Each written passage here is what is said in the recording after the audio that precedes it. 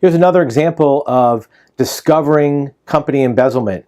This is Dave at Active Intel Investigations. Read a story this week about Fremont County in Colorado where a Parks Department employee, or maybe multiple employees, were using county credit cards to purchase personal items. They were buying Christmas gifts, they were buying stuff for their house, and they were paying for even services for their kids. What happened is it drained out the account to manage the Parks and Recs department. And when these people got fired, or when they shook up the department, they found there was only $18 left in the account.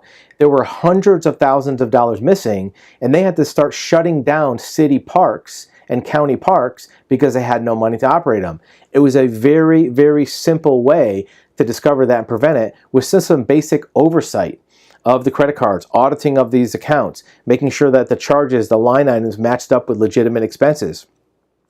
The problem is there was nobody assigned to that oversight. Nobody in the government, nobody in the county were assigned to oversee these expenses and audit the accounts. There was an accountant that just said these are the expenses and this is what it costs, but there was no oversight to make sure that these expenses were legitimately assigned to correct county expenses.